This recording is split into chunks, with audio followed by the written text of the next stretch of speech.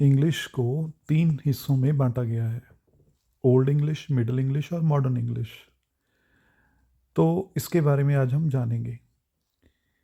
सबसे पहले मैं अपनी इंट्रोडक्शन दे दूं। My name is Arpit Singh Antal and I teach English literature, English language and English literature, and I have teaching experience of 11 years, and I have also taught net for 5 years. So this is also a topic of competitive exams, and even this is very common topic that everybody needs to understand of English language. तो सबसे पहले बात करें हम old English की। Old English को अगर हम डिवाइड करें हिस्ट्री के हिसाब से तो 450 एडी से लेके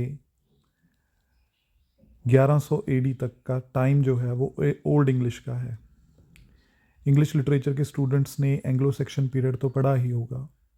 तो एंग्लो सेक्शन पीरियड से शुरू होती है ओल्ड इंग्लिश। और ये जो ओल्ड इंग्लिश है ये जर्मनिक ट्राइब्स जो थी, एंजल्स, सेक्शंस और जूट्स, इन्होंने ये लैंग्वेज बोलनी शुरू की थी। तो एंग्लो सेक्शन जो लोग हैं ये हमारे लिए हैं रचयिता इंग्लिश लैंग्वेज के।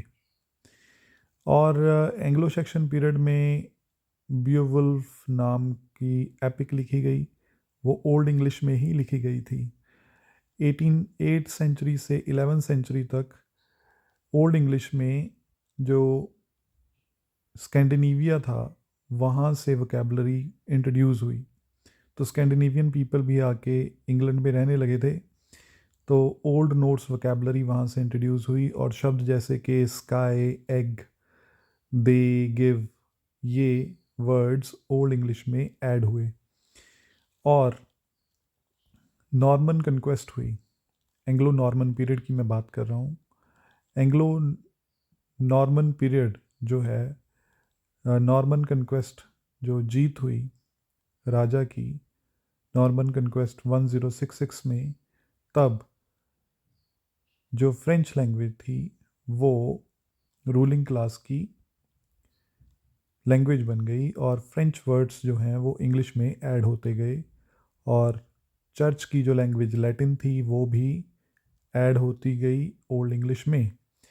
तो फ्रेंच और लैटिन वोकेबलरी में वर्ड्स आए फ्रेंच के और फ्रांस के, और Latin law, religion, administration, court, जज, रिलीजन, ये जो वर्ड्स हैं ये ओल्ड इंग्लिश के हैं। इसके बाद हम बात करते हैं मिडल इंग्लिश की। मिडल इंग्लिश का जो टाइम है वो 1100 से लेके 1500 तक का है। 1100 से लेके 1500 तक का है। आप सभी जानते ही हैं कि फादर ऑफ इंग्लिश लिटरेचर जो है जॉफ्री चॉसर, उसने अब इंग्लिश में वर्क्स लिखे और जो उसकी लैंग्वेज थी वो मिडल इंग्लिश थी। तो मिडल इंग्लिश में भी फ्रेंच और लैटिन के वर्ड्स ऐड होते गए। और जैसे कि हम जानते हैं उस टाइम पे फ्रेंच और लैटिन वर्ड लैंग्वेज थी जिसमें बुक्स मिलती थी, पर जॉफ्री चौसर ने, जॉन गोवर ने, विलियम लैंगलैंड ने ये सोचा कि हम इंग्लिश में ही लिखेंगे। तो उस टाइम की जो इंग्लिश थी वो मिडल इंग्लिश थी। उसके बाद आती है मॉडर्न इंग्लिश। मॉडर्न इंग्लिश जब मॉडर्न इंग्लिश जो है ये कहा जाता है कि शेक्सपियर से मॉडर्न इंग्लिश की शुरुआत होती है। पर ये जो मॉडर्न इंग्लिश में क्या डिफरेंस देखने को मिला, यहाँ पे एक लैंग्वेज का एक फिनोमेना प्रोड्यूस हुआ जिसको हम ग्रेट वाउल शिफ्ट कहते हैं। ग्रेट वाउल शिफ्ट के अंतर्गत जो लॉन्ग वाउल्स थे वो ऐड हुए, यानी कि जो डिप्थोंग्स थे वो इंट्रोड्यूस हुए। ग्रेट वाउल शिफ्ट मतलब टाइटल से ही पता लग रहा है कि ग्रेट वाउल शिफ्ट कर गए। जो डिप्थोंग्स थे वो ऐड हो गए। पहले एक वर्ड जो बीट था, बीट, BITE, जो आज है वो बीट था, उसकी प्रोनाउंसिएशन थी बीट, वो बाइट बनी ग्रेट वॉल शिफ्ट के कारण। तो आई आई जो डिप्थोंग है ये ऐड हुआ, तो इस ढंग से जो प्रोनाउंसिएशन है उसमें चेंज आया। ये जो टर्म है ग्रेट वॉल शिफ्ट, ये लिंग्विस्ट था जिसका नाम था ओटो जेस्पर्सन, उसने ये टाइटल दिया था ग्रेट वॉल शिफ्ट, क्योंकि उसने पाया कि लैंग्वेज में क्या चेंजेस आए उस टाइम में, 1400 से लेकर 1700 तक। तो बड़े वर्क्स हैं मॉडर्न इंग्लिश के, जैसे शेक्सपियर के प्लेस हैं, किंग जेम्स बाइबल है।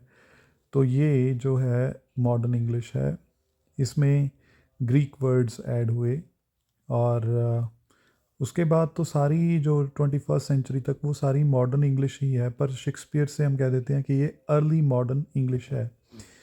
तो आगे कलोनियल एक्सपेंशन हुआ, तब ट्रेड के कारण नए नए वर्ड्स आए, और हिंदी से भी वर्ड्स आ गए। जहाँ जहाँ पे अंग्रेज़ों ने राज किया तो वहाँ के वर्ड्स जो हैं वो ऐड होते गए। इंडस्ट्रियल रेवोल्यूशन आया तो टेक्नोलॉजिकल जो क्वाइनेज है वो ऐड हुई। और प्रॉपर अगर मॉडर्न इंग्लिश की बात करें वो 1700 से शुरू होती है। तो इसमें लिंगुआ फ्रांका भी इंट्रोड्यूस हुई, डायलेक्ट्स बनी, ब्रिटिश इंग्लिश, अमेरिकन इंग्लिश, ये फॉर्म्स आई इंग्लिश की, और वर्ड इंग्लिशेस प्रोड्यूस हुई। और सो आज का टाइम जो है वो सारा मॉडर्न इंग्लिश का है। तो ये जो मेरे नोट्स हैं, इसके बाद हमारे पास एमसीक्यूज़ हैं, बहुत ही अच्छे एमसीक्यूज़ हैं, और जो कि आपके नेट सेट और जो इंग्लिश के कम्पिटिटिव एग्ज़ाम्स हैं ये आपको यहाँ पर मिल पाएंगे। तो आई होप कि आपको ये टॉपिक समझ आ गया होगा, पर बिना एमसीक्यूज़ के आपको ये टॉपिक याद नहीं रहेगा। तो मैं आपको यही कहूँगा कि आप ये मेरे से नोट्स की जो ये पीडीएफ है ये एमसीक्यूज़ की, ये ज़रूर लें, और आप मुझे कांटेक्ट कर सकते हैं फॉर फर्दर गाइडेंस। मेरा सेल नंबर है 9465153150, और आप कमेंट भी कर सकते हैं। और ज़्यादा से ज़्यादा मेरी वीडियोस को सब्सक्राइब करें और शेयर करें, ताकि मेरा ये कंटेंट जो है ये सभी को हेल्प कर सके। Thank you so much.